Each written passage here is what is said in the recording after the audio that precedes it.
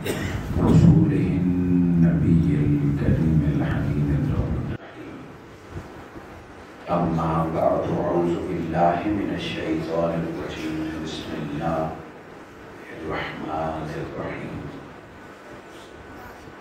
اليوم أكملت لكم دينكم وأتممت عليكم نعمتي ورضيت لكم الإسلام دينا. صدق الله مولانا العظيم. مولا يصلي وسلم دائما أبدا أبدا أبدا على حبيبك خير خلق كلهم.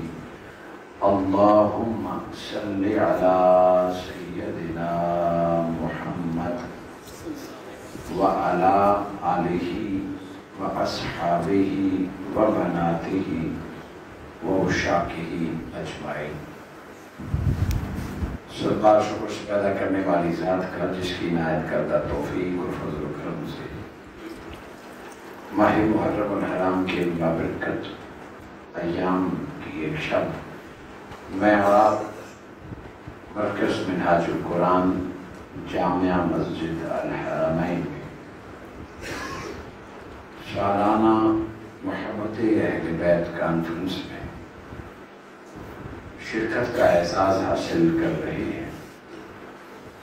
آج کے اس خوبصورت انتظام پر آپ کو اور مجھے اور دور و نزدیک تک دعوت اور تمام تر اعلیٰ انتظامات پر محترم جناب سیف اللہ طارر صاحب رہنما منہاج القرآن، محترم جناب علامہ مخدوم عرفات صاحب امام و خطیب جامعہ مسجد حاضہ، محترم جناب خواجہ محمد ثاقب صاحب اور آپ کی جملہ ٹیم معاونین اور منہاج القرآن جملہ احباب جن کی محنتوں دعوتوں سے آج میری اور آپ کی ملاقات نام حسین پر ہو رہی ہے. اللہ رب العزت مجھے اور آپ کو روز حشر تک، پھر قبر میں اور پھر روز قیامت سے جنت تک اہل بیت کے قدموں میں جگہ عطا فرمائے. معزز سادات اعظام جو موجود ہیں اس مجلس میں، قدر علماء کرام، پاکستان عوامی تحریک منڈی بہودین، Minhaj ul Quran Mandi Bahauddin, youth league, MSM women league, جملہ قائدین موجود ہیں اور آج اس پروگرام میں شرکت اور سرپرستی کر رہے ہیں. بالخصوص میرے نوجوان ساتھیوں، آپ نے ان 10 دنوں میں شہدائے کربلا کے تذکرے، میدان کربلا کے احوال، مسائل، حب اہل بیت اور کربلا کا پس منظر، کربلا کے نتائج، یقیناً کئی خطابات سنے ہوئے ہوں گے. میں نے آج اس موقع پر سورہ المائدہ کی آیت مبارکہ تلاوت کرنے کا اعزاز حاصل کیا ہے. اس آیت مبارکہ کو یہ پہچان اور اعزاز حاصل ہے کہ یہ قرآن کی آخری آیت ہے. اس کے بعد دین پورا ہو گیا، اس کے بعد پھر کوئی آیت نہیں ہوتی. اسی آیت پر اللہ رب العزت نے قرآن کو پورا کر دیا، اور صرف قرآن کو نہیں، دین کو پورا کر دیا. نبوت پہلے سے حضور صلی اللہ علیہ وآلہ وسلم پر ختم تھی کہ اب کوئی نبی نہیں آئے گا، اور قرآن مجید فرقان حمید آخری کتاب ہے. اب کوئی کتاب اور وحی آسمان سے نہیں آئے گی، اور اسلام دین آخری ہے. اب کوئی اور دین تمہارے لیے رب نہیں بھیجے گا، یعنی ہر شے کا فائنل فیصلہ ہو چکا. اللہ رب العزت نے فرمایا الیوم اکملت، آج میں نے تمہارے لیے دینکم، تمہارا دین مکمل کر دیا. آج میں نے تمہارے لیے تمہارا دین مکمل کر دیا. وَأَتْمَمْتُ، علیکم نعمتی، اور تم پر اپنی نعمت تمام کر دی، اپنی نعمت پوری کر دی۔ وَرَضِيتُ لَكُمُ الْإِسْلَامَ دِينًا، اور اسلام کو بطور دین یعنی مکمل نظام حیات کی حیثیت سے پسند کر لیا ہے کہ آج دین پورا ہو گیا، آج میں نے اپنی نعمت تم پر پوری کر دی، اور اسلام کو بطور سسٹم، بطور نظام زندگی اور آخرت کے لیے نظام حیات کی حیثیت سے حضور شیخ الاسلام ڈاکٹر محمد طاہر القادری یہ ترجمہ فرماتے ہیں، یعنی مکمل نظام حیات کی حیثیت سے تمہارے لیے پسند کر لیا ہے۔ رب فرماتے ہیں میں نے پسند کر لیا۔ اب اس آیت مبارکہ میں 3 چیزوں کا ذکر ہے جو آج ہمارے موضوع کو سمجھنے کے لیے ضروری ہیں۔ 1، دین پورا ہو گیا، نمبر 2، نعمت پوری ہو گئی، نمبر 3، اسلام کو بطور نظام نافذ کر دیا، پسند کر دیا۔ یہ 3 چیزیں ہیں، اور ان تینوں چیزوں کا آپس میں گہرا تعلق ہے۔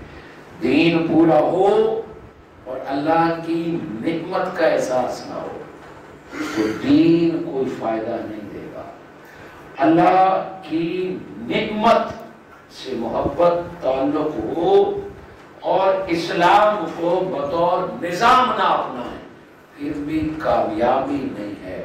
کامیابی اور کامرانی اور مسلمان کی ذمہ داری یہ ہے کہ دین کی حفاظت بھی کرے، اللہ کی نعمت سے محبت بھی کرے، اور اپنی زندگی میں پوری کوشش کرے کہ اسلام کو بطور سسٹم نافذ کر دے، اسلام کو بطور نظام نافذ کر دے۔ در حقیقت واقعہ کربلا ان تینوں چیزوں کے مجموعے کا نام ہے۔ امام حسین کی زندگی کا مقصد ان تینوں چیزوں کے لیے قربان ہوئی کہ جو دین پورا ہوا ہے یزید اس میں اب کمی کرنے حسین نہیں ہوگا، حسین کے ہوتے ہوئے تو دین کو نہیں چھیڑ سکتا۔ وَأَتْمَمْتُ عَلَيْكُمْ نِعْمَتِي، جو رب نے نعمت عطا فرمائی ہے، حسین اس نعمت کو نانا کی اگلی نسل میں منتقل کرتا رہے گا۔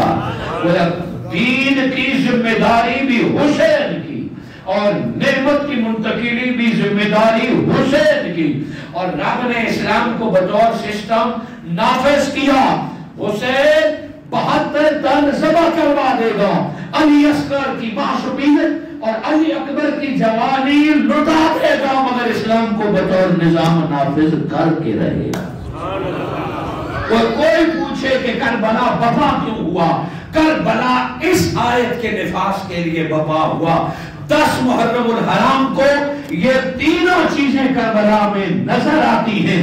ان تینوں چیزوں میں ایک بھی امام حسین چھوڑتے تو شہادتیں نہ ہوتی۔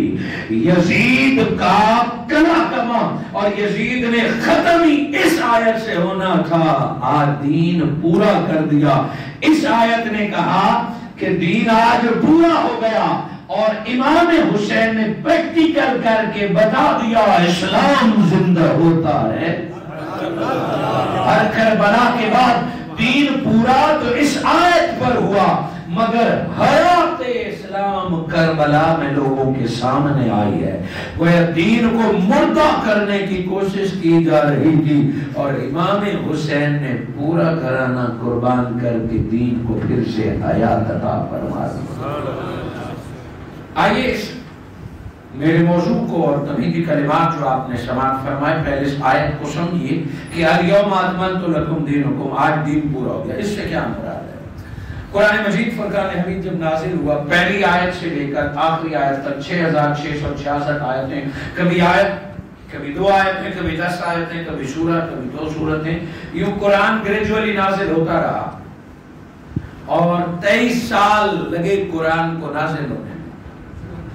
قرآن ایک آیت کر کے نازل ہوتا رہا، اسی لیے آج جب آخری آیت ہوئی، آخری حج کے موقع پر آخری آیت جب اتری کہ آج دین پورا ہو گیا، اللہ نے خود اعلان فرمایا، میرے مصطفیٰ آج اعلان فرما دیجئے دین پورا ہو گیا۔ قرآن پورا نازل ہو گیا، قرآن پورا ہو گیا. آج آخری آیت آ گئی، 6666 آیتیں آئی، قرآن پورا ہو گیا.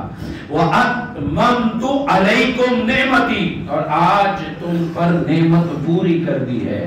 حاضرین مکرم، اس سے پہلے کہ میں ان آیتوں کا ترجمہ بتاؤں، دیکھیے کہ جو حضور کو جانتے تھے، جن کے دل میں حضور بستے تھے، وہ لفظوں کے اندر کے پیغام کو بھی سمجھتے ہیں.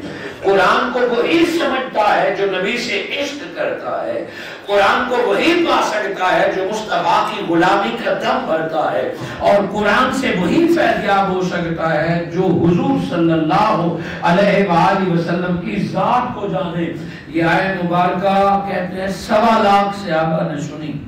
1.25 لاکھ صحابہ نے یہ آیت سنی اور جشن منایا، خوش ہو گئے کہ آج قرآن پورا ہو گیا. جیسے بچہ آخری آیت پڑھتا ہے اور قرآن پڑھنا پورا کر لیتا ہے، کتنا خوش ہوتا ہے. ماں باپ خوش ہوتے ہیں، قاری صاحب خوش ہوتے ہیں، مٹھائیاں تقسیم ہوتی ہیں اور تحفے تحائف دیے جاتے ہیں. ناظرہ پورا کرتا ہے. ذرا اس خوشی کا تصور کیجئے کہ جب قرآن کی آخری آیت آئی ہوگی کہ آج قرآن پورا ہو گیا، دین پورا ہو گیا، کتنی بڑی خوشی ہوئی ہوگی. حضرت عمر فاروق نے فرمایا آج ہماری 2 عیدیں ہیں، ایک قرآن نازل ہونے کی اور دوسری 10 ذی الحج تھی یا جمعے کا دن تھا. اور آج ہمارے لیے جشن کا دن ہے. جس دن قرآن نازل ہوا، سیدنا عمر فاروق نے فرمایا یہ جشن کا دن ہے. میں بات کر رہا ہوں کہ جو اس کے مصطفیٰ میں رچ بس جائے وہ قرآن کے لفظوں کے اندر کے پیغام کو بھی جان لیتا ہے. آیت یہ آئی کہ آج دین پورا ہو گیا، آج قرآن پورا ہو گیا. یہ آیت سنانے کی دیر تھی کہ سیدنا ابو بکر صدیق زار و قطار رونے لگ گئے. باقی جشن منا رہے ہیں، خوش ہیں. سیدنا ابو بکر صدیق رونے لگ گئے. سارے حیران کہ اس خوشی کے موقع پر آپ کا رونا اور آپ غمزدہ. فرمایا تم سمجھے ہی نہیں آیت کا پیغام کیا ہے، تمہیں پتہ ہی نہیں چلا. آپ بتا دیں کہ آج اللہ نے فرمایا دین پورا ہو گیا، نعمت پوری ہو گئی اور اسلام تمہارے لیے پسند فرما دیا. رب نے اپنے محبوب کو قرآن بھیجنے کے لیے منتخب فرمایا تھا، قرآن تم تک پہنچانے کے لیے منتخب فرمایا تھا. نبی کی زندگی کا مقصد قرآن پہنچانا تھا، نبی کی زندگی کا مقصد اسلام پہنچانا تھا.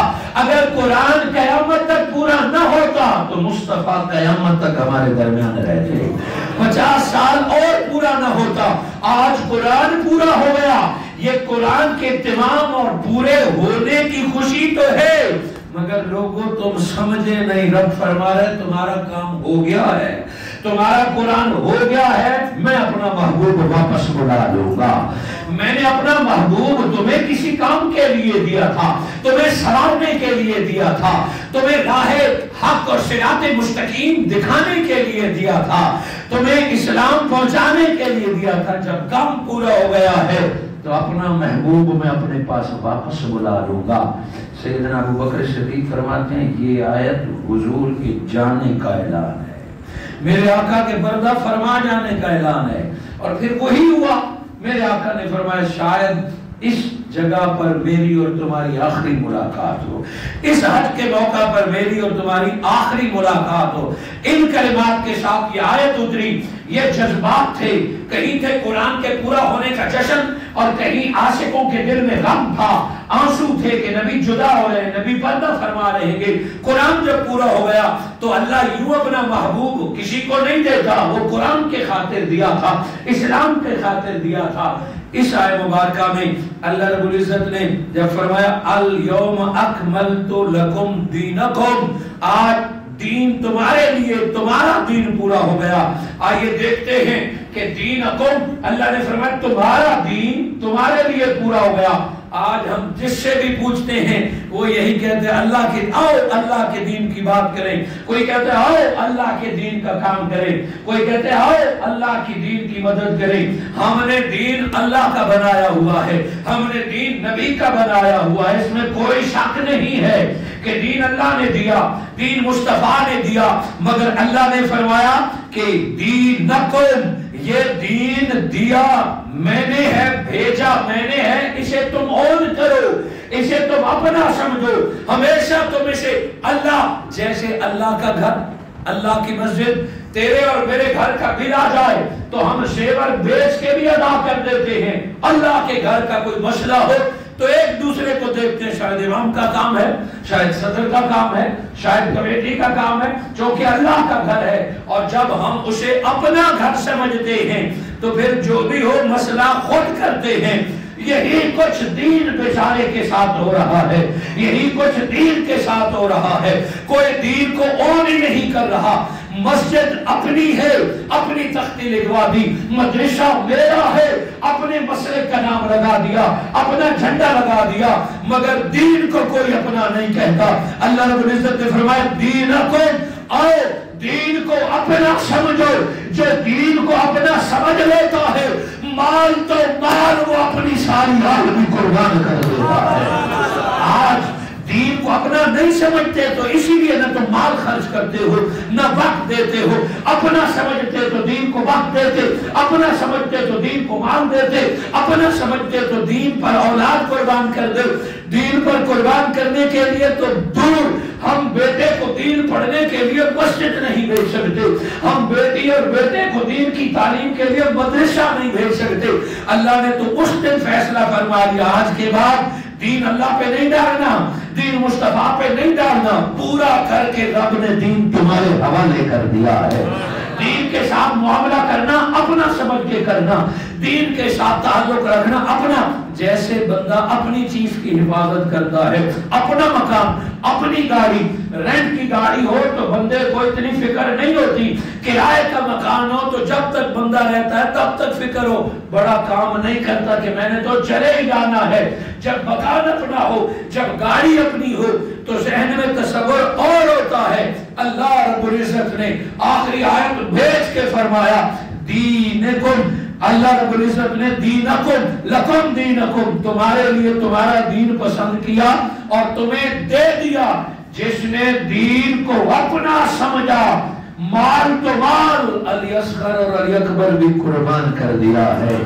یزید کو تو اقتدار اپنی لگتا تھا، یزید کو حکومت کی پڑی تھی، حسین کو دین کی پڑی تھی۔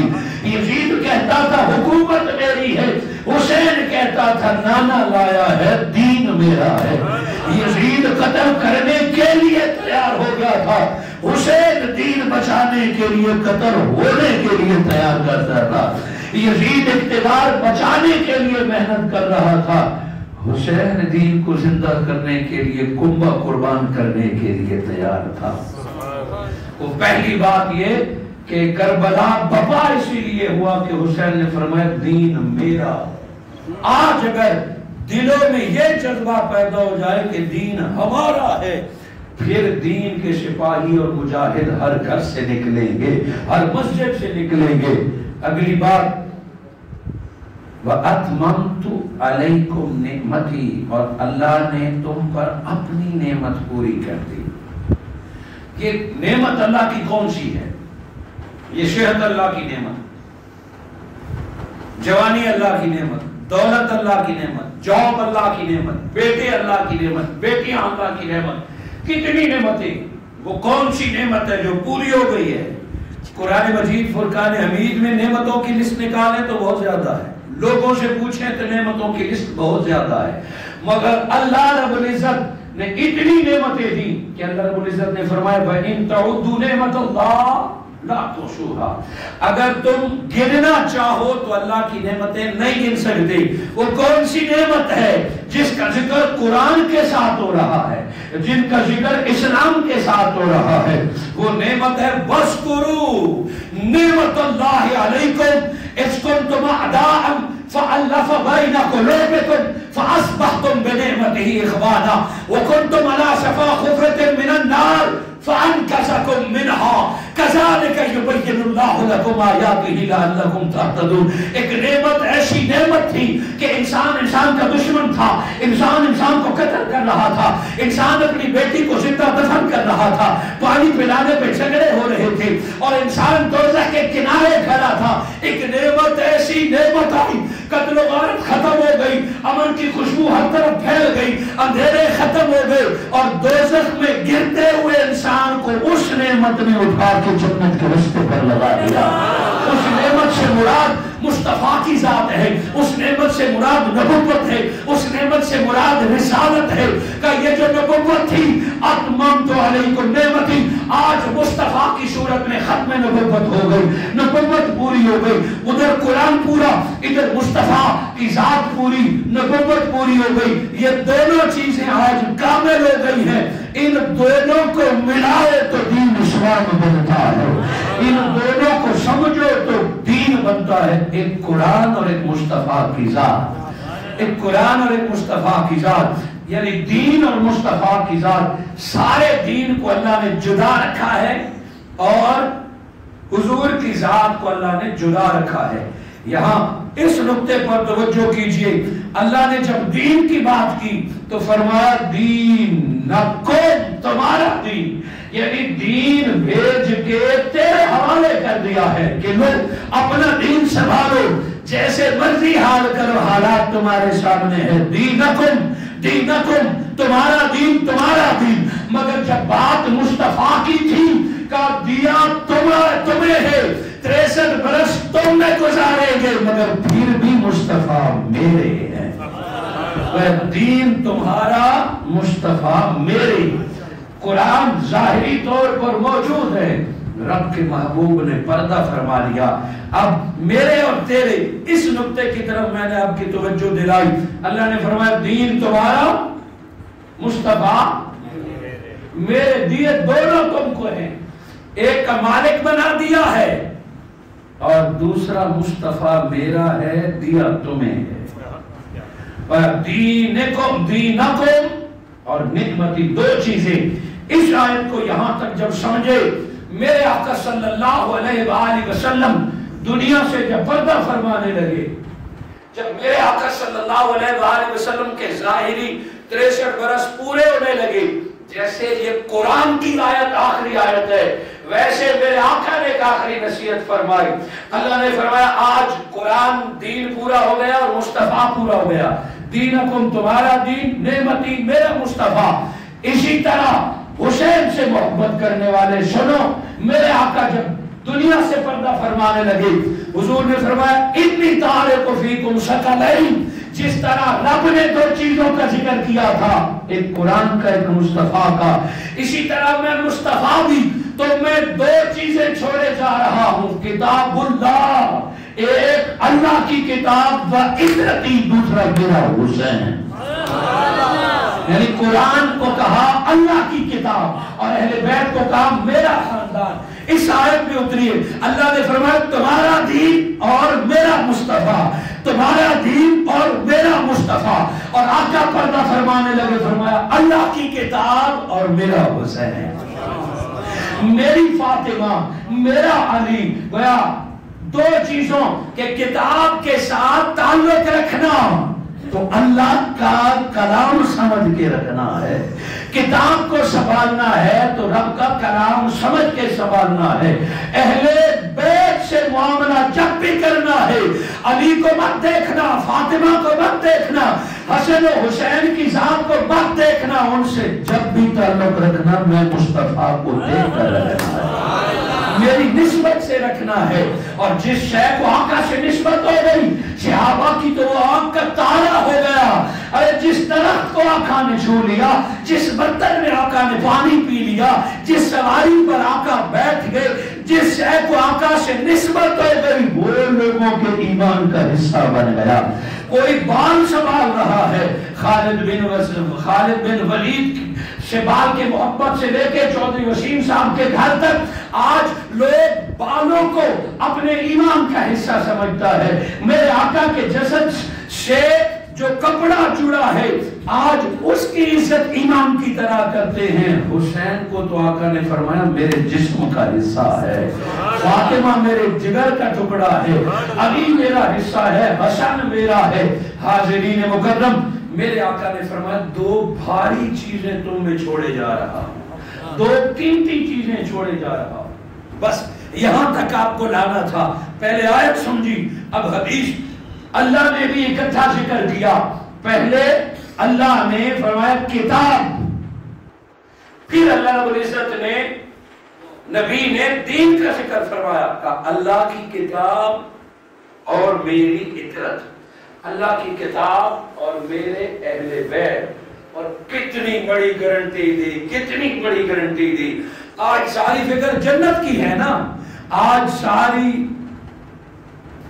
فکر بخشش کی ہے نا, ساری فکر کامیابی کی ہے. محمد مصطفیٰ گارنٹی دے رہے ہیں دو چیزیں چھوڑے جا رہا ہوں, دونوں کو پکڑ لو, دنیا اور آخرت دونوں کی کامیابی کی ضمانت مصطفیٰ دیتا ہے. اور اس سے بڑے گارنٹی کیا چاہیے کہ دنیا کی کامیابی بھی ہے, آخرت کی کامیابی. ان دونوں چیزوں کو پکا پکڑ لو. ان دونوں چیزوں کا آپس میں کوئی تعلق تو ہوگا کہ اللہ نے بھی اکٹھا ذکر کیا اور مصطفیٰ نے بھی اکٹھا ذکر کیا. قرآن اور اہل بیت کا آپس میں کتنا تعلق ہے. آئیے اس مماثلت کو, اس تعلق کو غور سے دیکھیے کتنا ہے. الحم سے لے کے ناس تک قرآن مجید کی 114 سورتیں, الحم سے لے کے ناس تک قرآن مجید میں 6666 آیتیں ہیں. الحم سے لے کے ناس تک قرآن تب بنتا ہے جب 114 سورتیں ملیں, جب 6666 آیتیں ملیں. بہت توجہ. قرآن اللہ کا کلام, اللہ نے فرمایا میرا کلام ہے. نحن نزلنا ذکر, میں نے نازل کیا, میں اس کی حفاظت کروں گا. اللہ نے فرمایا قرآن میرا ہے, میں اس کی حفاظت کروں گا. میرے آقا نے فرمایا فاطمہ, علی, حسن و حسین میرے ہیں, جو ان کو راضی رکھے گا میں ان سے راضی ہو جاؤں گا, جو ان کو ناراض کرتا ہے میں ان سے ناراض ہوں. حسین میرے جسم کا حصہ, فاطمہ میرے جگر کا ٹکڑا. رب نے فرمایا میں زبر زیر اور آیتوں کا خیال رکھوں گا. مصطفیٰ نے فرمایا میں حسین تیرا خیال رکھوں گا, تیری فاطمہ اماں کا خیال رکھوں گا. اہل بیت کا ذمہ مصطفیٰ اٹھا رہا ہے, قرآن کا ذمہ خدا اٹھا رہا ہے.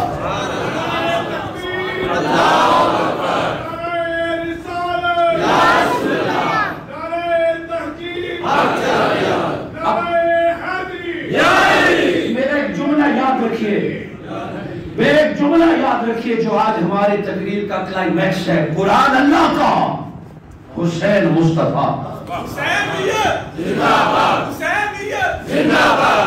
قرآن اللہ کا, حسین مصطفیٰ کا. میرے آقا نے فرمایا ایک اللہ کی کتاب چھوڑے جا رہا ہوں, ایک اپنے اہل بیت چھوڑے جا رہا ہوں. آقا کہہ دیتے میں اپنا قرآن چھوڑتا, ہم کہتے ہیں مسلمان قرآن ہماری کتاب ہے, قرآن مسلمانوں کی کتاب ہے.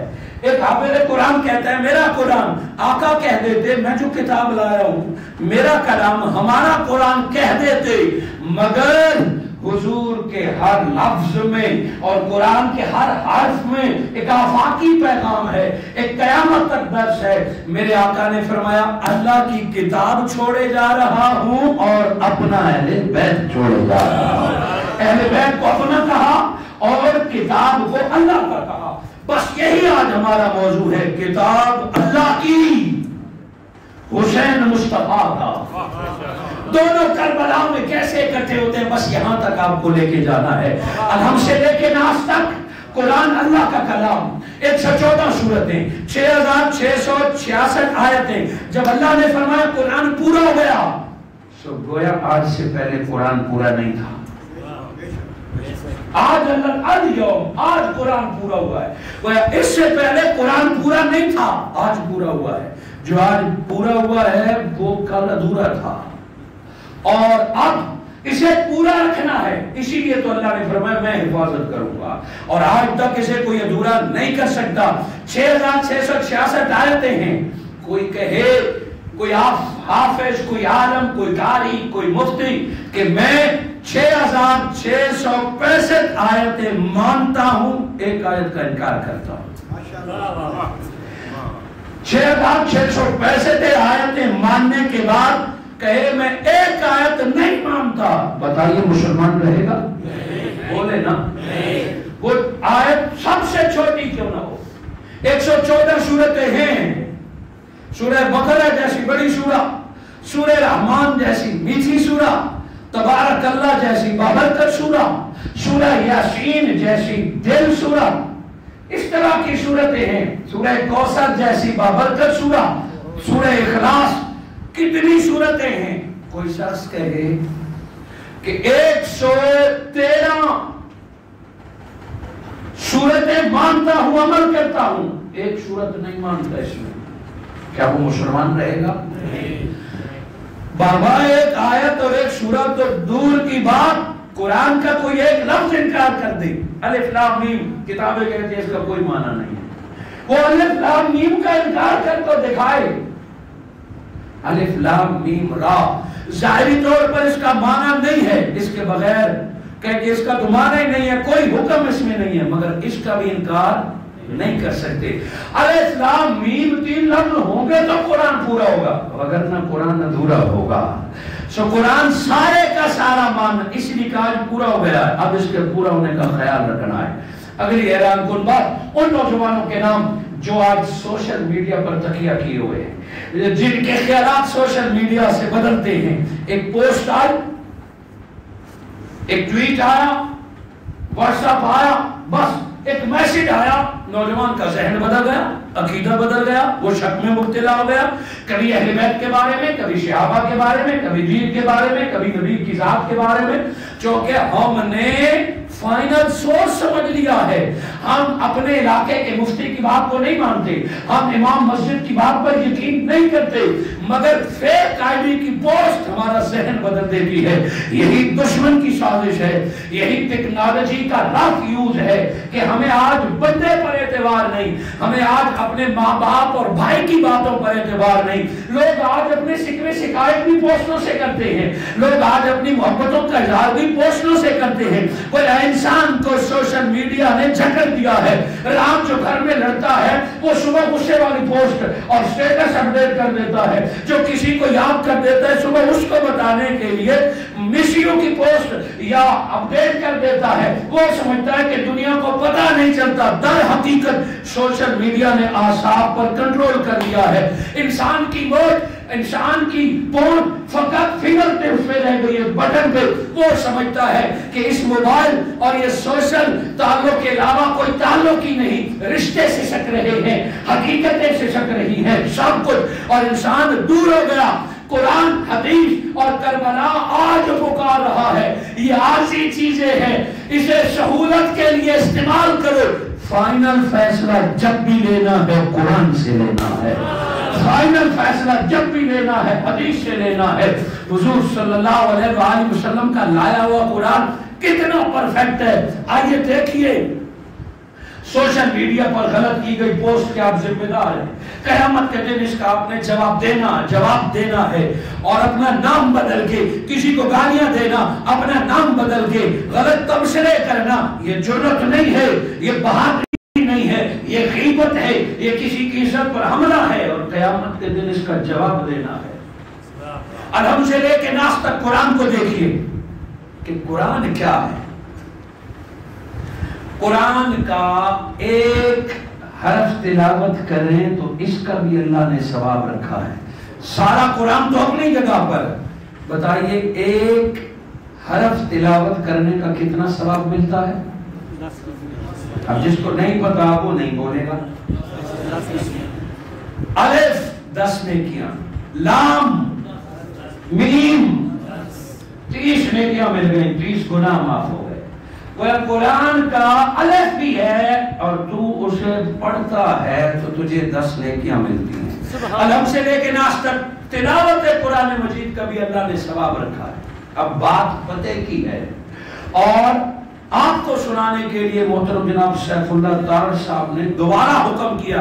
یہ حصہ میں کسی اور خطاب میں بھی بیان کر چکا ہوں اور یوٹیوب اور سوشل میڈیا پر بھی موجود ہے، مگر آپ کی محبت میں ہمارے رہنما سیف اللہ تارڑ صاحب نے اس حصے کو دوبارہ بیان کرنے کے لیے کہا گیا ہے کہ آج ہماری یوتھ ہوگی، نوجوان ہوں گے، اب ہم سے لے کے ناس تک اللہ کا نام ہے، اللہ کے نام کا ذکر کرنے کا ثواب ملتا ہے، درست؟ نام محمد ہے، نام محمد کا وظیفہ کرنے کا ثواب ملتا ہے، درست؟ حضرت ابراہیم علیہ السلام کا نام، حضرت آدم علیہ السلام کا نام، حضرت نوح علیہ السلام کا نام، موسیٰ علیہ السلام کا نام، عیسیٰ علیہ السلام کا نام، یہ پاک ہستیاں ہیں، ان کا نام قرآن میں آئے، بندہ پڑھے، یوسف و یعقوب کا تذکرہ پڑھے، ثواب، مکہ کا ذکر و ثواب، یہ جنت کا ذکر و ثواب۔ مگر میرے بھائی، قرآن میں جہاں ان انبیاء کا ذکر ہے، وہاں قرآن میں گائے کا ذکر ہے، وہاں قرآن میں اونٹ کا ذکر ہے، وہاں قرآن میں چیونٹی کا ذکر ہے، وہاں قرآن میں کتے کا ذکر ہے، وہاں قرآن میں خنزیر کا ذکر ہے۔ یہ جانور ہیں۔ جہاں قرآن میں نبیوں کا ذکر ہے، وہاں بدبخت لعنتی ابلیس کا ذکر ہے، فرعون کا ذکر ہے، نمرود کا ذکر ہے۔ ہم فرعون انہیں اچھا نہیں لگتا، نہیں پسند، فرعون کے نام کو ہم نہیں پڑھنا چاہتے، چونکہ ابراہیم علیہ السلام موسیٰ علیہ السلام کا دشمن تھا۔ نمرود پر لعنت بھیجتے ہیں چونکہ اس نے ہمارے سیدنا ابراہیم علیہ السلام کو آگ میں پھینکا تھا، ملک سے نکالا تھا۔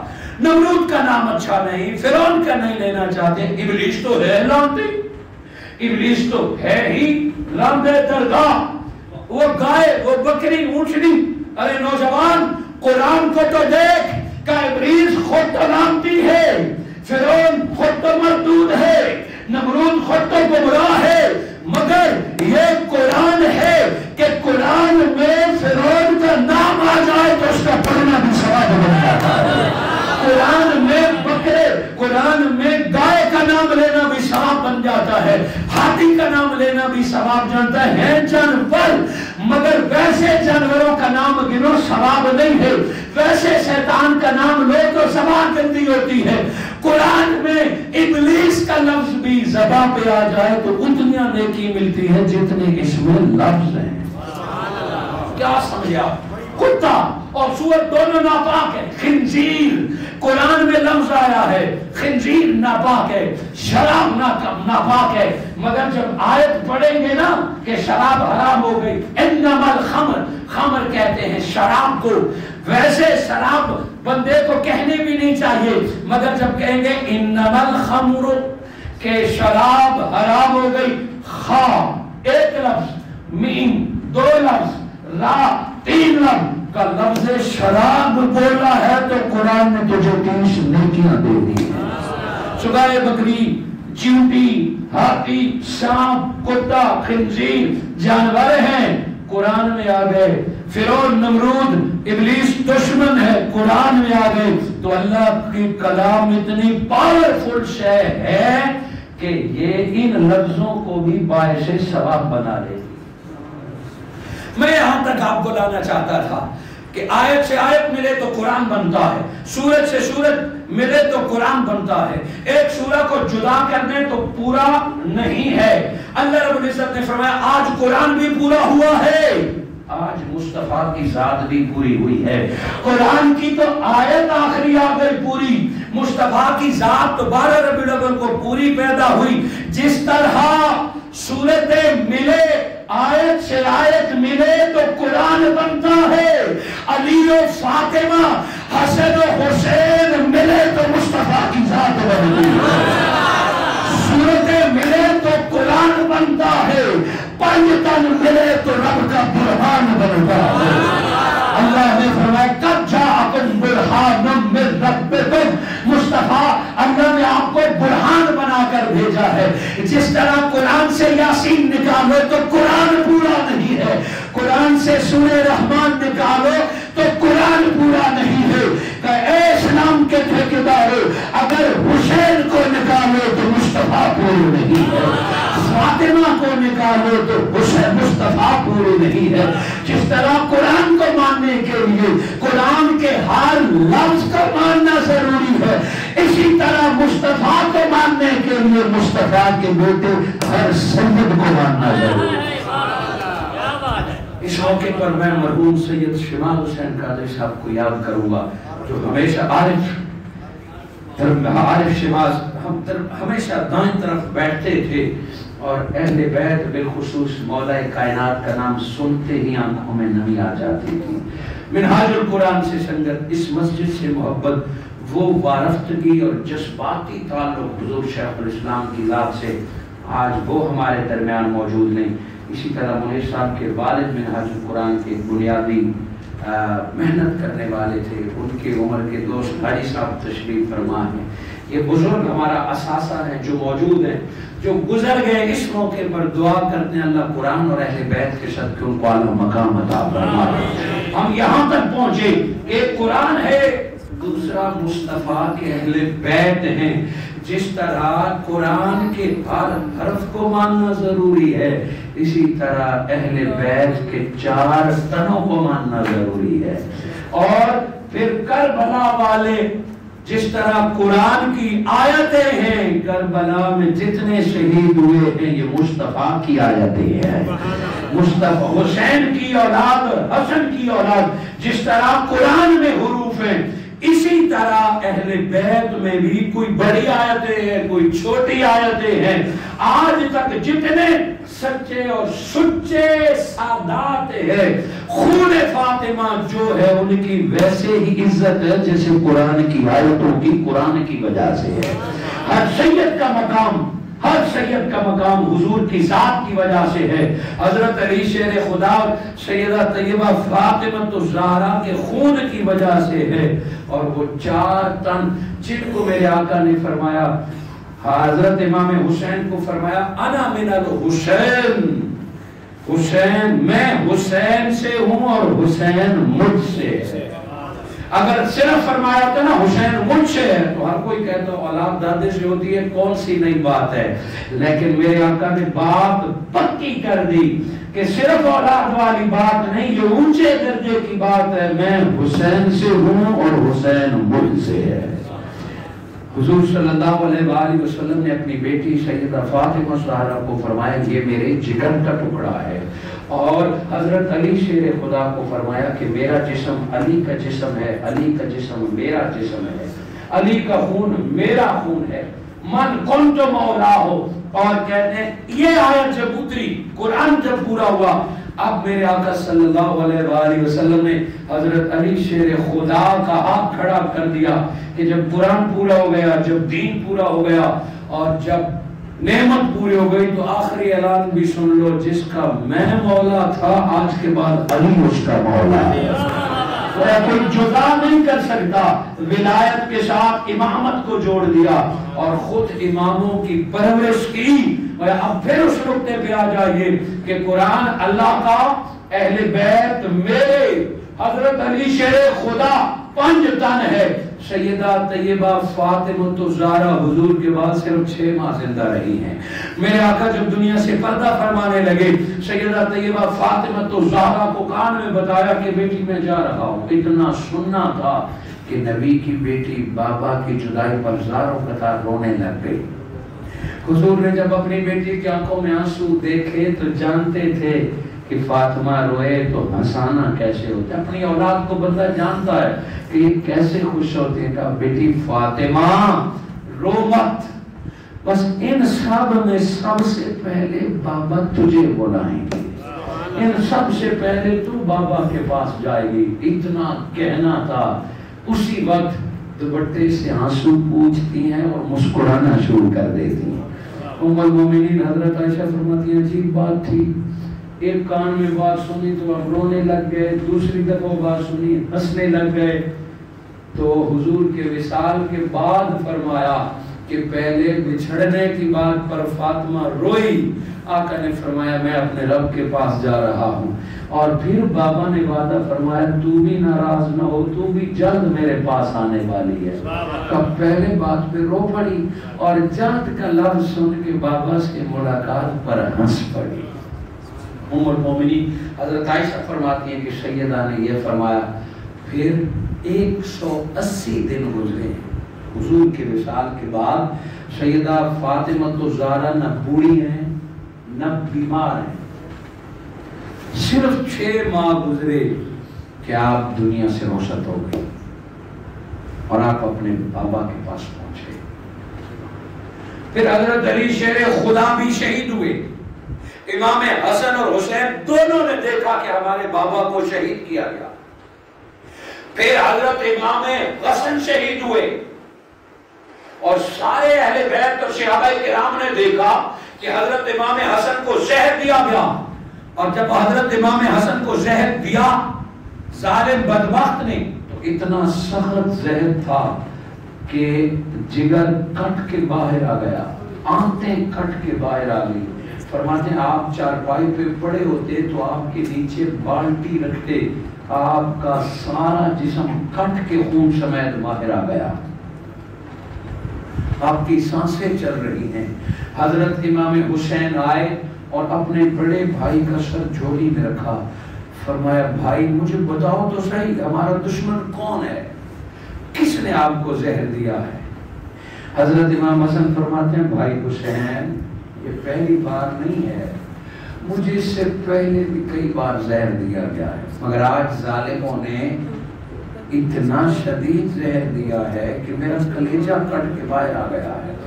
لگتا ہے میرا وقت آ پہنچا ہے, لگتا ہے میں تم سے جدا ہو رہا ہوں. حضرت امام حسین علیہ السلام رونے لگے, محنت سماجت کرنے لگے کہ بھائی ایک دفعہ اپنے قاتل کا نام بتائیے, زہر دینے والے کا نام بتائیے. ہائے سلام ہے امام حسن آپ کی صبر و وفا کو.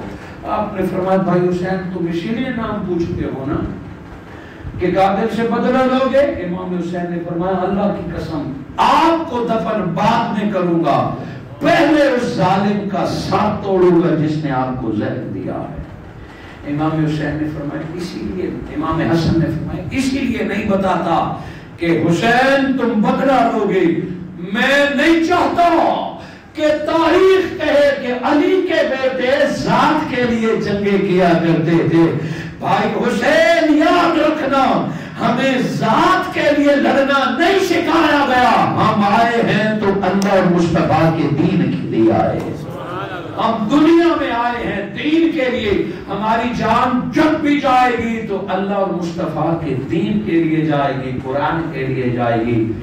یہ کہتے ہوئے آخری جملے امام حسن نے یہ فرمائے بھائی حسین باقی باتیں چھوڑ, دیکھ میرا چہرہ سبز ہوا ہے کہ نہیں, میرا چہرہ سبز ہو گیا ہے کہ نہیں. امام حسین نے روتے ہوئے فرمایا یہ کیوں پوچھتے ہو کہ میں اپنے جاتے جاتے میں اپنے نانا کی بھی بات سچ ہوتے دیکھنا چاہتا ہوں. کیا؟ فرمایا ایک دن میں نے اپنے نانا محمد مصطفیٰ سے سنا تھا میرا یہ بیٹا حسن جب شہید ہوگا تو اس کا چہرہ سبز ہوگا, میرا حسین جب شہید ہوگا تو اس کا چہرہ خون سے سرخ ہوگا. اچھا بتاؤ اگر میرا چہرہ سبز ہو گیا ہے تو قریب تیرا چہرہ سرخ ہو جائے گا. اتنا کہا کہ بتاؤ. امام حسین نے بھائی کے چہرے کو چوما, کا بھائی سارا خون نکل گیا آپ کے چہرے سے, آپ کی رگیں نظر آتی ہیں, اللہ کی قسم آپ کا چہرہ سبز ہو گیا ہے. مسکرا پڑے شکر ہے مولا آج اپنے نانا اور پیارے نبی کی ایک اور حدیث سچ ہوتے ہوئے دیکھ لی ہے. اتنا کہا کلمہ پڑا اور دنیا سے رخصت ہو گئے. نہ پوچھ اس کے بعد امام حسین پہ کیا بیتی. اپنے ہاتھ سے غسل, اپنے ہاتھ سے اپنے کاندھے پر جوان بھائی کا جنازہ اٹھایا, اپنے ہاتھ سے دفن کیا. نہ جانے کتنی دیر پر قبر پر بیٹھے رہے. تاریخ تو بتاتی ہے کہ امام حسین نے اس وقت شکوہ کیا کہ بس ابھی میرے دن کھیلنے کے تھے کہ اے اللہ تو نے میرا نانا مجھ سے لے لیا, پھر ابھی میرے دن لاڈ کے تھے ماں کے ساتھ, ابھی میں ماں کی ہستی کو سمجھا ہی تھا, 6 سال کا تھا, ابھی میں ماں کی ہستی کو سمجھا ہی تھا. اے اللہ تو نے میری ماں مجھ سے لے لی. پھر میں جوان ہوا کہ اپنے بابا کی خدمت کروں, ابھی جوانی آئی ہی تھی کہ اے اللہ تو نے مجھ سے میرا بابا علی لے لیا. اور اب میرا ظاہری ایک ہی سہارا بچا تھا، جس سے دکھ درد کی بات کر لیتا تھا، جس سے دل کی درد بات کر لیتا تھا، جو میری سن لیتا تھا، جس کو میں سناتا تھا۔ ایک ہی تو ماں جایا رہ گیا تھا، 5 تنوں میں ایک ہی رہ گیا تھا۔ اے اللہ تو نے آج مجھ سے وہ بھی لے لیا۔ کہ اتنا کہنے کے بعد امام حسین کی ہچکی بن گئی، زاروں قطار رونے لگے، اور کتنے پہر گزر گئے اس کیفیت میں۔ کئی دنوں تک امام حسن کی غم میں آپ کی یہی کیفیت رہی۔ پھر امام حسین نے نظام زندگی کو سنبھالا، قرآن کے نظام کی طرف توجہ دی۔ حضرت معاویہ کا دور تھا، قرآن کی بات تھی۔ وہ وقت آیا کہ یزید لعین بدبخت اقتدار پر بیٹھا، اب امتحان کا دور آ گیا، قرآن کے بچانے کا دور آ گیا، اسلام کو بطور دین نافذ کرنے کا دور آ گیا۔ یہاں تک کہ یزید لعین مردود اقتدار پر قابض ہوا، اپنی مرضی کے فیصلے کرنے لگا، بزور امام حسین سے بیعت لینے لگا، اور یہ بات ہوتے ہوتے کربلا تک آئی۔ اہل بیت سمیت حضور صلی اللہ علیہ وآلہ وسلم کا یہ نواسا اپنے 6 ماہ کے معصوم بچے کو، اپنی بہن کو، اپنی زوجہ کو، اپنے جوان بھائیوں کو، اپنے نوخیز بیٹوں کو، اپنے نوخیز بھتیجے کو، سارے کا سارا کنبہ لے آئے اور کربلا میں لا کھڑا کر دیا۔ مولا ایک تیرا قرآن ہے، ایک مصطفیٰ کی آل ہے، ادھر اسلام ہے، اسلام کا ٹھیکیدار یزید وہ بن بیٹھا ہے جو نہ نماز پڑھتا ہے، جس کا قرآن سے تعلق نہیں، جو آیتیں بدلتا ہے، جو شراب کو حلال کرتا ہے، دین کا ٹھیکیدار بن بیٹھا یزید۔ حسین لے آیا ہے اپنی آل، ادھر تیرا قرآن، اور نبی نے وعدہ کیا تھا کہ اگر قرآن اور اہل بیت دونوں کو پاس رکھو گے تو قیامت تک نہیں بھٹکو گے۔ یزید بدبخت کا نہ قرآن سے تعلق رہا، نہ اہل بیت سے تعلق رہا، جہنم اس کا مقدر ہو گیا، ذلت و خواری اس کی مقدر ہو گئی، چونکہ حضور فیصلہ فرما گئے تھے عزت فقط قرآن اور اہل بیت سے تعلق رکھنے میں ہے۔ کوئی اہل بیت کو مانے اور قرآن کو چھوڑ دے وہ بھی ذلیل ہوگا، اور کوئی قرآن کو مانے اور اہل بیت کو چھوڑ دے۔ آج بھی سوسائٹی میں یہ 2 طبقے نظر آتے ہیں، کچھ لوگ قرآن کرتے ہیں، تقریریں کرتے ہیں، بیٹھ کر آیتیں سناتے ہیں، مگر نام حسین ان کے دل پر بوجھ ڈالتا ہے۔ 10 محرم کی تقریبات ان کو بدعت لگتی ہے، ذکر علی اور ذکر فاطمہ ان کو غلط لگتا ہے۔ یہ ہیں قرآن والے، انہوں نے حسین کو چھوڑ دیا، اور کچھ نام نہاد حسینی ہیں، نام نہاد حسینیوں نے قرآن کو چھوڑ دیا، قرآن کے حکمات کو چھوڑ دیا، قرآن کی آیتوں کا عدم چھوڑ دیا، نبی کی ذات کو چھوڑ دیا، وہ صرف حسین حسین کہتے ہیں۔ یہ دونوں طبقے رائے حق سے ہٹ گئے۔ کامیاب ہے کہ دل میں حسین بسے، زبان پر قرآن کی آیتیں جاری ہو۔ الحمدللہ ہم وہ خوش نصیب ہیں۔ پھر اللہ قیامت تک اجر عطا فرمائے ڈاکٹر محمد طاہر القادری کو۔ منہاج القرآن نے ہمیں بتایا کہ قرآن میں رچ بس پر خلفائے راشدین کا عدد، اور حسین کا جو غلام بن گیا وہ دنیا میں بھی کامیاب ہو گیا، آخرت میں بھی کامیاب ہو گیا۔ کربلا میں ایک طرف دین تھا اسلام، وہ جو تیرا میرا ہے، قرآن امام حسین علیہ السلام نے اپنی آن لے آئے۔ اللہ کا قرآن اور مصطفیٰ کی آل کا دنیا والے دیکھ، مصطفیٰ کی آل آج قرآن کے لیے قربان ہو رہی ہے، اور پورا گھرانہ ذبح ہو کر امام حسین نے نیزے پہ چڑھ کے قرآن سنایا ہے، نیزے پہ چڑھ کے اللہ کا کلام سنایا ہے، اور بتا دیا کہ اس گھرانے کو قرآن سے کتنی محبت ہے، اس گھرانے کو اللہ کے دین سے کتنی محبت ہے، کہ سر کٹانے سے پہلے 9 اور 10 محرم کی ساری رات خیموں سے قرآن کی آواز آتی رہی۔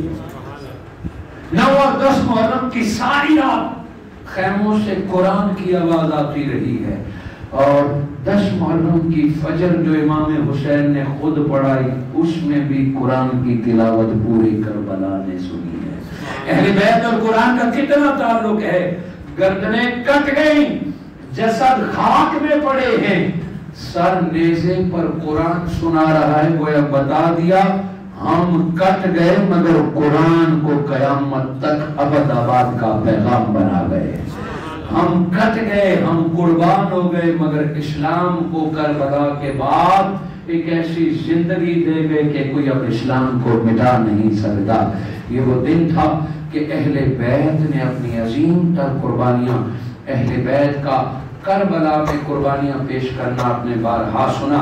ہم اپنے موضوع کا جہاں اختتام کی طرف لائیں گے کہ 10 محرم الحرام کے دن جو شہید ہونے تھے بے شک ان کے جسد کٹے، ان کے جسم ٹکڑے ہوئے، پیاسے بچے ذبح ہوئے، پیاسے مجاہدین کی خشک زبانیں کاٹی گئیں، بھوکے بدنوں پر گھوڑے دوڑائے گئے، مسافروں کے جسم سے پیراہن اتارے گئے۔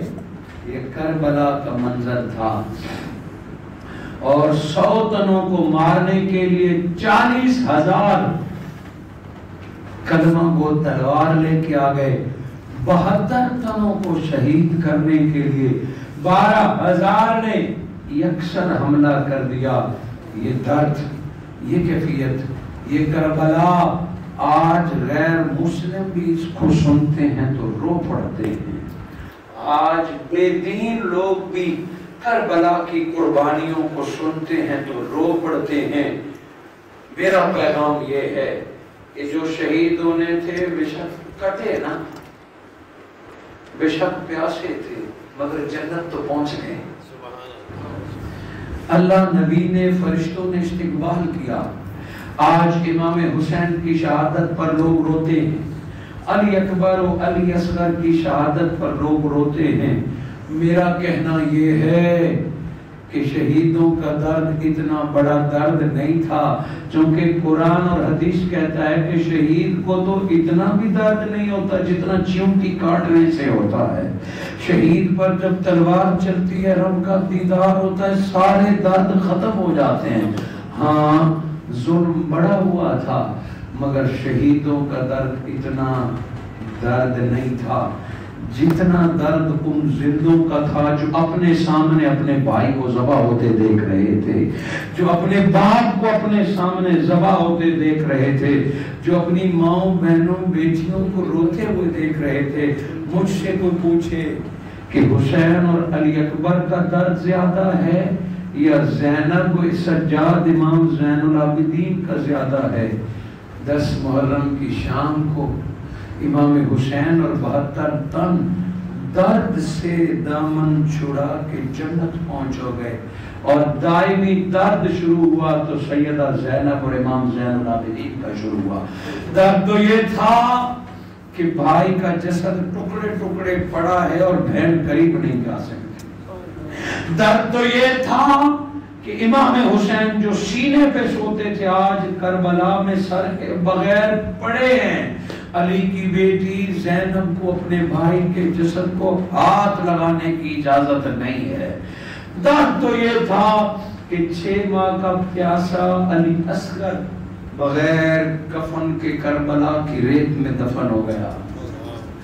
درد تو یہ تھا کہ حضرت امام حسن کا جوان سال قاسم کئی ٹکڑے کرنے کے بعد گھوڑوں کے پاؤں تلے روندا گیا۔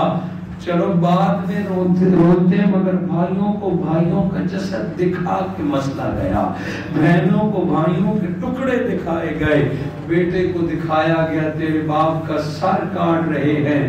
دوستو باقی باتوں کو چھوڑیے، ابھی آپ کا بیٹا یا بھائی اللہ نہ کرے باہر نکلتا ہے، نہ اسے کوئی تھپڑ مارتا ہے، نہ اسے کوئی دھکا مارتا ہے، ایک اس سے ٹوپی کھینچ لیتا ہے، دوسرا اس سے قمیض اتار لیتا ہے، تیسرا اس سے اس کا پاجامہ اتار لیتا ہے، نہ مارا نہ پیٹا، اللہ آپ کو یہ منظر نہ دکھائے، بتائے آپ پہ کیا بیتے گی کہ میرے بیٹے سے قمیض اتاری ہے، میرے بیٹے کا پاجامہ اتارا ہے۔ دوستو زبان یہ لفظ برداشت نہیں کرتی، دل اور آنکھوں میں یہ ہمت نہیں ہے۔ امام حسین علیہ السلام کی جب گردن کٹتی ہے، آپ زمین پہ پڑتے ہیں تو ایک ظالم خولی بدبخت دوڑ کے آتا ہے، سر سنبھال لیتا ہے کہ یہ سر اپنے ظالم بادشاہ کو میں دکھاؤں گا کہ میں نے کاٹا ہے۔ ایک نے نیزہ ڈال کے وہ دستار اتار دی حسین کے سر سے جو حضور نے دی تھی، جو حضرت علی نے دی تھی۔ دوسرے نے دیکھا میرے پاس کوئی نشانی ہو، اس نے امام حسین کا کرتا اتار دیا۔ تیسرے نے پاجامہ یا تہبند اتار دی۔ اب دیکھیں جنت کا سردار ہو، علی کا لاڈلا بیٹا ہو، فاطمہ الزہرا کا دودھ پینے والا ہو، اور نبی نے کتنی بار فرمایا حسین میرے جسم کا حصہ ہے، گویا یہ نبی کے جسم کا حصہ ہے۔ اس کے باوجود یہ حال کیا گیا، سر نہیں، بے گور و کفن، بے لباس، کربلا کی ریت میں۔ بہن نے جب اپنے بھائی کا یہ جسد دیکھا ہوگا، سیدہ زینب جو 3 ماہ سے سفر میں ہے، علی کی بیٹی حسین کی بہن نے جب اپنے بھائی کو یہ دیکھا ہوگا، یہ ایک بہن ہی جانتی ہے کہ اس کے دل پر کیا بیتی ہوگی۔ بیمار زین العابدین 24 سالہ، اس کو زنجیریں پہنے ہوئی ہیں اور اسے کہا چلو۔ وہ مڑ مڑ کے کبھی اپنے بابا کے جسد کو دیکھتا ہے، کبھی علی اکبر کے جسد کو دیکھتا ہے جو گرد اور خون میں ہٹی ہوئی ہے۔ ملنا تو دور، دیکھنے کی بھی اجازت نہیں تھی۔ بتائیے اس وقت اہل بیت پر کیا بیتی ہوگی۔ اور 4 سالہ سکینہ جب پھوپھی سے پوچھتی ہے کہ بابا ریت پہ پڑا، اسے ساتھ لے جائیں، بابا ہمارے ساتھ نہیں جائے گا، اسے ساتھ لے جائیں، تو ظالم اسے بازو سے پکڑ کے پھینکتا ہے، تیرا بابا اب جانے سے گیا، تو جا۔ وہ رونے لگتی ہے کہ بابا ہمارے ساتھ نہیں جائیں گے۔ حضور صلی اللہ علیہ وآلہ وسلم کی آل پر کربلا میں کیا بیتی۔ قرآن مجید فرقان حمید میں اللہ نے اسے نعمت کہا۔ میرے آقا نے اسے فرمایا میرے پھول امام حسن اور حسین کو سونگا کرتے تھے کہ حسین میرا پھول ہے۔ اور آج یا رسول اللہ آپ کے پھول کو یوں مسلا گیا۔ حضور صلی اللہ علیہ وآلہ وسلم امام حسین کو یوں سونگا کرتے تھے کہ حسین تجھ سے جنت کی خوشبو آتی ہے۔ جنت کا مالک امام حسین کو سونگ کے چوما کرتے تھے۔ آج وہی امام حسین کربلا کی ریت میں پڑا ہے، اور بعض کہتے ہیں 40 دن تک آپ کا جسد پڑا رہا۔ اور جب واپسی پر کربلا کا قافلہ آیا، پھر بہن نے اور بیٹے نے دفن کیا۔ یہ درد ایسا درد ہے، یہ فقط آنسو بہانے کے لیے نہیں ہے کہ دیکھ ہے اللہ تیرے دین اور اسلام پر نبی کا سارا گھرانہ قربان ہو گیا ہے۔ دیکھیے قرآن اللہ کا، حسین مصطفیٰ کا دیکھ اللہ تیرے قرآن پر تیرے مصطفیٰ کا حسین قربان ہو گیا ہے۔ اور پھر دربار یزید ہو، شمر لعین ہو، دمشق اور شام کے بازار ہو، یہاں سے لے کے مدینہ تک ہر دن میں ایک درد ہے، ہر لمحے میں ایک درد ہے۔ نبی کا یہ گھرانہ جب مدینہ پہنچتا ہے، لفظ سنیے تیری میری کچھ ذمہ داری بنتی ہے۔ جب مدینہ المنورہ میں نانا کی قبر دور سے نظر آتی ہے، روزہ نہیں بناتا، مسجد نبوی تھی، اور حضور صلی اللہ علیہ وآلہ وسلم کا مزار جب دور سے نظر آیا، سیدہ زینب سامنے آئی، ضبط ٹوٹ پڑا، روتی ہے کہ نانا جان بس ہو گئی، یہاں تک سنبھالنا میرا کام تھا، آپ جانے اور آپ کی اولاد جانے۔ جس طرح قرآن کی آیتوں اور سورتوں کی عزت ہے، یہ بدبخت قوم اسی طرح سادات کی عزت کیوں نہیں کرتی؟ سیدنا امام زین العابدین تنہا بیمار کربلا، ایک صحت مند بندہ اپنے باپ، بھائی، اپنے چچا، اپنے بھتیجوں کو ٹکڑے ٹکڑے دیکھ لے، وہ بیمار ہو جاتا ہے۔ یہ تو امام زین العابدین تھے، اتنی تکلیف اور دکھ درد کے بعد مدینہ پہنچے، مگر دین کا کام ایک دن بھی نہیں چھوڑا، نماز ایک دن بھی قضا نہیں کی، تہجد ایک رات بھی نہیں چھوڑی، تہجد بھی پڑھتے تھے، 5 وقت کی نماز بھی پڑھتے تھے۔ واقعی وقت بچتا تو نانا کی قبر پر بیٹھ کر حسین یاد کیا کرتے تھے، کربلا یاد کیا کرتے تھے، اپنے معصوم چھوٹے علی اصغر کو یاد کیا کرتے تھے، جس کو بھی جی بھر کے گود میں بھی نہیں لیا، اپنے ویر علی اکبر کو یاد کرتے تھے، جس کے شیروں کے دن تھے۔ یوں امام زین العابدین کی ساری عمر پھر روتے گزری، اللہ کی عبادت کو نہیں چھوڑا،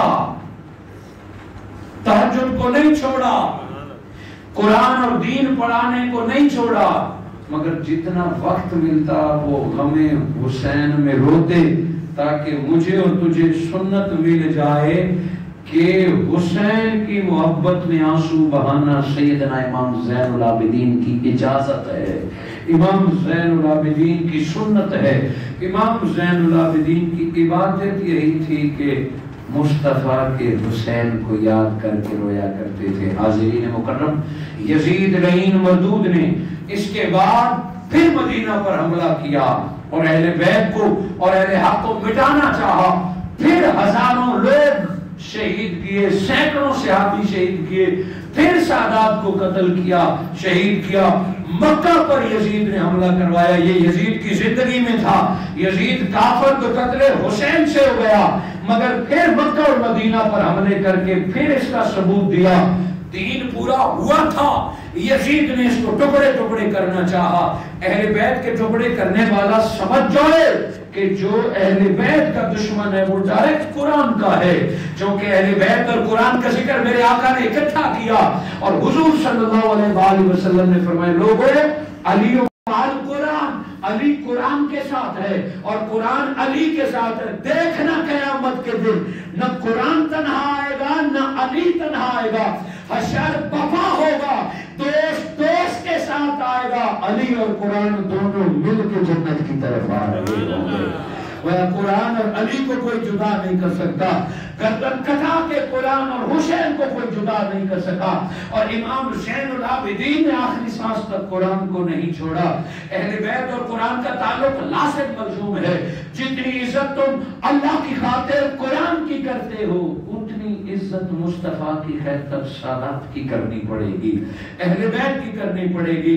آج حضور صلی اللہ علیہ وآلہ وسلم کی آل کا جان بوجھ کے مقام کم کرنے کی کوشش کی جا رہی ہے۔ یہ وہی بغض ہے جو 60 ہجری سے چلا تھا، یہ وہی عذاب ہے جو کسی نہ کسی صورت میں آتا ہے۔ یاد رہے ڈاکٹر محمد طاہر القادری نے اس راز سے پردہ اٹھایا ہے کہ اہل بیت کے ذکر کرنے سے صحابہ کا مقام کم نہیں ہوتا، اور صحابہ کے نعرے لگانے سے اہل بیت کا مقام کم نہیں ہوتا، بلکہ خود صحابہ کرام اہل بیت کا تذکرہ کرنے والے تھے۔ آئیے جس واقعے پر ہم اپنے موضوع کو سمیٹتے ہیں، ابو العباس مکری ایک نیک صالح شخص تھا، ہر سال جب مدینہ اور حج پہ جاتا تو سال بھر میں اپنی جتنی جمع پونجی ہوتی وہ اپنے ساتھ لے کے مدینہ کے غریبوں میں تقسیم کرتا، اور مدینہ میں کوئی سید رہتے ہیں، سیدوں کو جا جا کے وہ خدمت کرتا تھا۔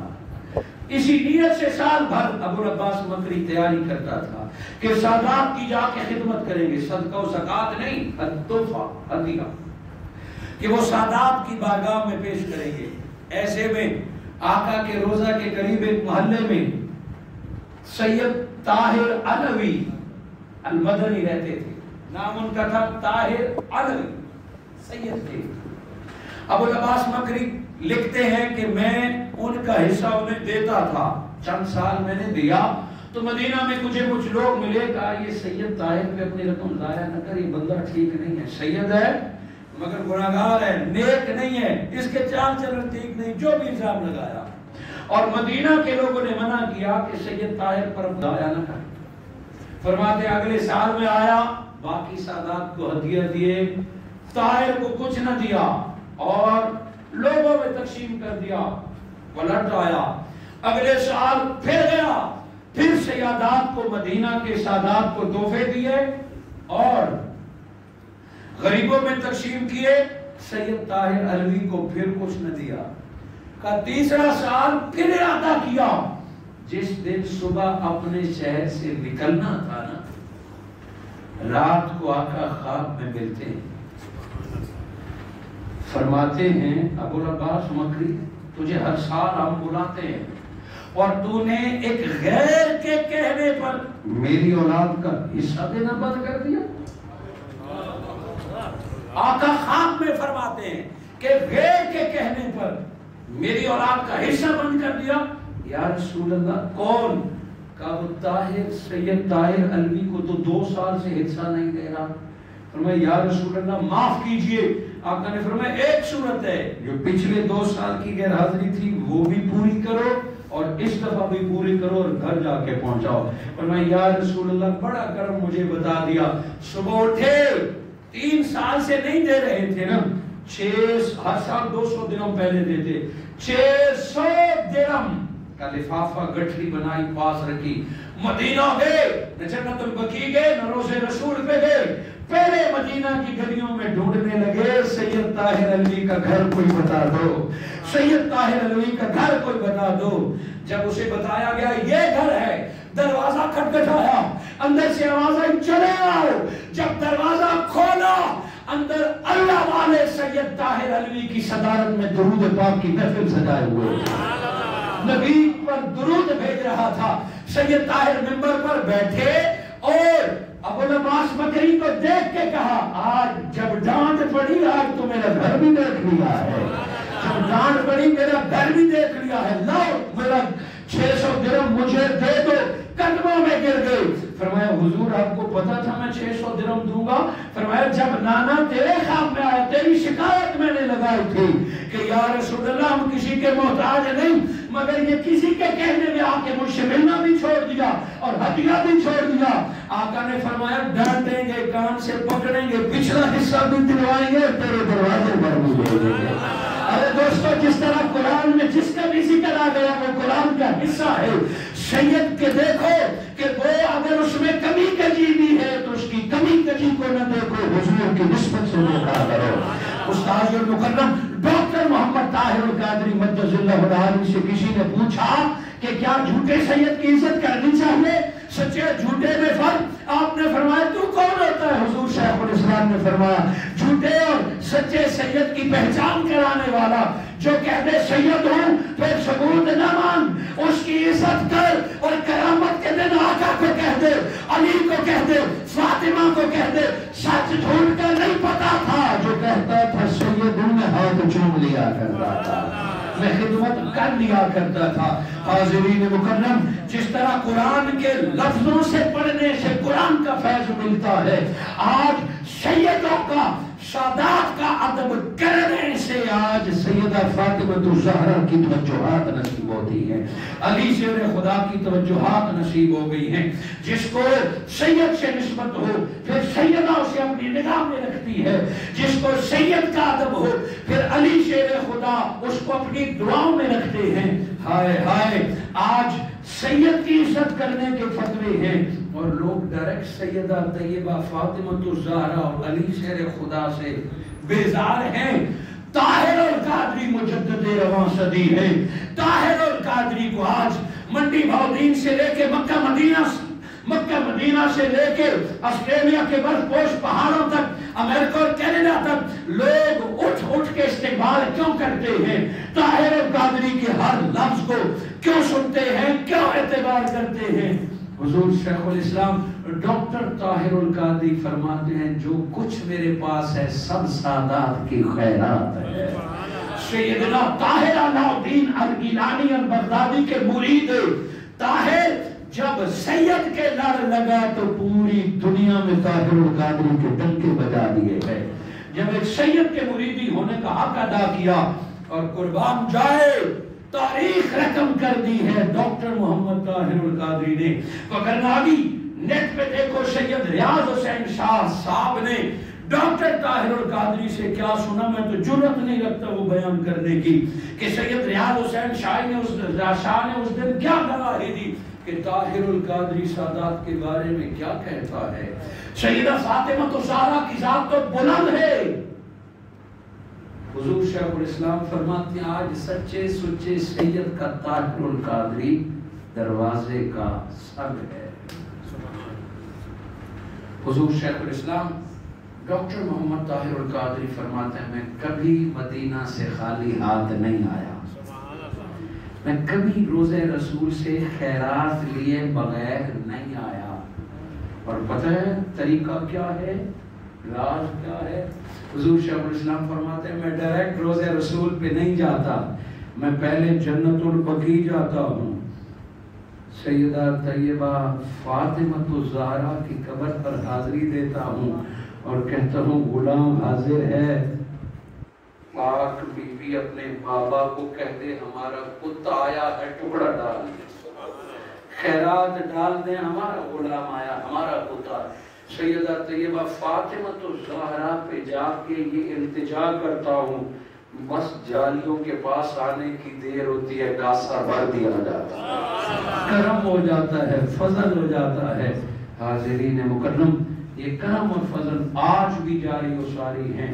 اور میں یہ قرآن سامنے پڑا ہے, مسجد میں بیٹھے ہیں, ماہ محرم الحرام ہے.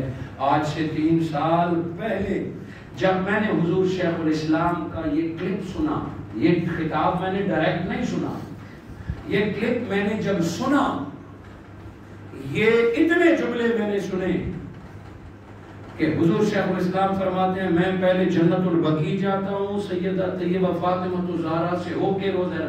میرے دل میں بھوک سی اٹھی کہ میں پہلے عمرے پہ گیا تھا, اور میں عمرے پہ گیا تو اسی مسجد کی برکات سے گیا تھا, اسی مسجد کے محبت کرنے والوں کی محبت کی وجہ سے عمرے پہ گیا تھا.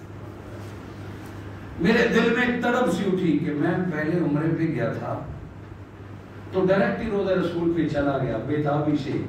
اب حضور شیخ الاسلام سے میں نے یہ سنا ہے, اگلی بار میں گیا نا تو میں پہلے حضرت فاطمہ الزہرا کی قبر پر جاؤں گا اور پھر نبی صلی اللہ علیہ وسلم. میں نے کہا بس میرا عہد ہے, اب جب بھی موقع ملا یا فاطمہ الزہرا پہلے میں آپ کے پاس حاضری دوں گا, چونکہ میرے شہر کی مجھے سنت محسوس معلوم ہو گئی. خطاب سے پہلے میں نے یہ دل میں تہیہ کیا, خطاب بھی سیدہ طیبہ فاطمہ الزہرا کی ذات پہ کیا. چند گھنٹے گزرے ہیں, رات کی کسی پہر وہ خطاب ختم ہوا. یہاں مجمع میں وہ میرا بھائی محمد امتیاز ملک موجود ہے, ہم دونوں گاڑی میں بیٹھے. رات خطاب میں نے یہ تہیہ کیا کہ اے فاطمہ الزہرا اب میں مدینے آیا تو میں پہلے جنت البقیع میں آؤں گا آپ کے پاس, پھر نبی کے پاس جاؤں گا. رات نہیں گزری کہ میرے فون پر ایک کال آئی. امریکہ میں ہمارے ایک ساتھی ہوتے ہیں, انہوں نے کال کی, سلام کے بعد کہا کہ علامہ صاحب میں, وہ ہمارے دوست کا نام علامہ سعید الحسن صاحب ہے, کہ میں پاکستان آ رہا تھا, اپنے والدین کے ساتھ عمرے پہ جا رہا تھا, مگر میرے کوئی ڈاکومنٹس کا مسئلہ بن گیا, رات ہی کو میں پاکستان نہیں آ رہا. میں نے کہا چلو اللہ کرم کرے گا پھر آ جائیں گے. کہتے ہیں نہیں اب میرے والدین کے ساتھ جانے والا کوئی نہیں ہے. میں نے کہا چلو انہیں ڈیلے کر دیں. کہتے ہیں نہیں فیصلہ ہو چکا, میری درخواست قبول کریں, میری جگہ پرسوں آپ عمرے پہ چلے جائیں. میرے آنکھوں سے آنسو نکل پڑے, اللہ اکبر کہا. انہوں نے پوچھا کیوں؟ میں نے کہا سعید نہ تیرا کمال ہے نہ میرا کمال ہے, اس چھوٹے منہ سے رات بات بڑی کر بیٹھا تھا کہ فاطمہ الزہرا میں جب آؤں گا. وہاں سے آواز آئی جب کو چھوڑو, ارادہ کر لیا ہے تو ابھی تیاری کر لو.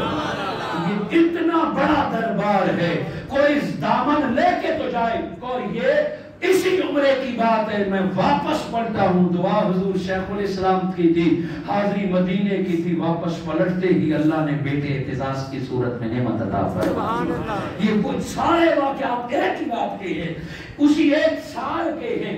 ये दर इतना बड़ा दर है, मगर हम बेखबर है। फकत नमाज रोजा, फकत कुरान की तिलावत पार नहीं लगाएगी। कुरान की आयतों से मोहब्बत हो, नबी की हाल से मोहब्बत हो।